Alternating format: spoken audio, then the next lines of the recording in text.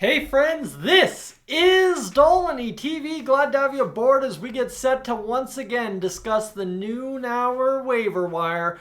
The Oilers getting very, very lucky today. Obviously, all three players from yesterday, Ben Gleason, Lane Pederson, and Raphael Lavoie, well, hit the graphic dice, clearing waivers. And that is a huge victory for the Edmonton Oilers. A lot of panic from Oilers fans and media alike about putting Raphael Lavoie on waivers this go-round. Obviously, we talked about Pederson and Gleason also being potential claimed targets. Today, Thompson and I believe Provestov or something was claimed by the other teams out there. So like I said yesterday in a couple of comment sections, there's a lot of talent that was on the waiver wire yesterday. And that's why you see these guys going unclaimed today. Secondarily to that, I will also mention there was a great line I saw somewhere on Twitter or maybe in the YouTube comments over the past few weeks where this time of year we tend to overvalue our homegrown, our kind of tweener guys who are just kind of on that bubble of being a great NHL full-timer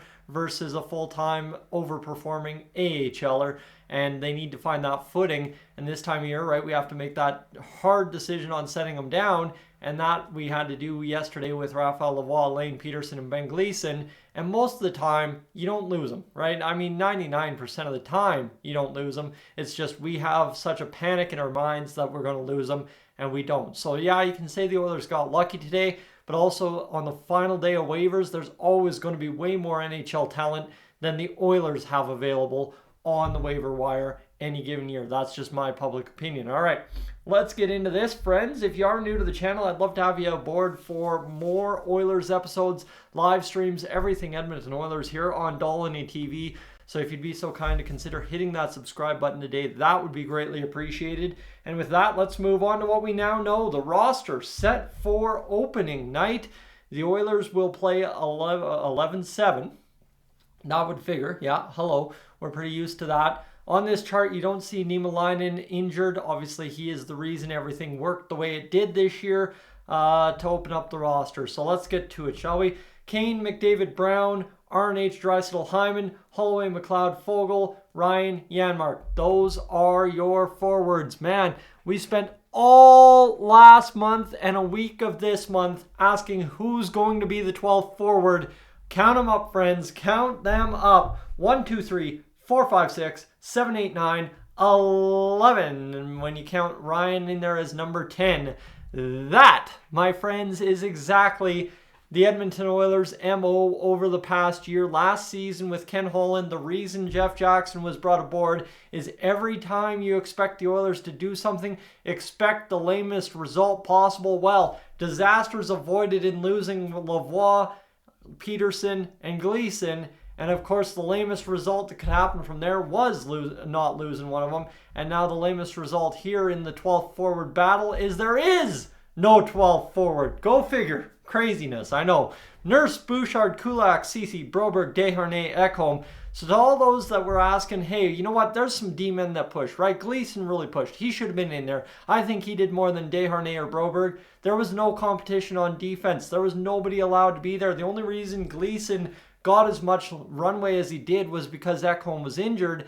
And secondarily to that, friends, Ken Holland, right off the start of camp, said, we have our 7D. That's it. That's all. We like what they bring. It's up to Broberg to overproduce and keep his spot, or we'll upgrade at the trade deadline. That is not quote unquote, but that is just kind of my gist of what you need to know the layout of the season for these 7 defensemen are when it comes to the general manager's chair and of course, the coaching staff. All right. So let's go to this one more time. You know that Markus Niemelainen starts on the IR this year. He will be sent down as soon as healthy. I assume that would be sometime tomorrow or Wednesday afternoon. Put on the waiver wire on Tuesday, sent down Wednesday. Raphael Lavoie is brought up on Wednesday to make the 12th forward discussion. We'll talk about that in a moment. But Skinner and Campbell, of course, your starting goaltenders this season. I say starting goaltenders because they will equally split time on a basis of who's running hot and who needs rest. That is kind of the assumption right there. So the Oilers today, to summarize, get lucky on the waiver wire, don't really make anything happen, and we'll start the season with this roster right here, right now. There is no way to submit a roster bigger, better than this unless there's a trade before 3 p.m. Eastern or 3 p.m. Mountain Time today. So I'll be sitting at home waiting for this to happen as Thanksgiving has come and gone, and now it's just time to kick back and relax today and see what the Oilers do the rest of this afternoon. Friends, I'm Tyson, this is Dolynny TV. Thank you so much for being aboard. Really appreciate you being here, and of course, we'll catch you probably a little later on today. I don't feel like we're going to have to do another roster video if there's no changes to what Patrick and I have for a roster here on the past few videos. So I am up on gone. Have a good one.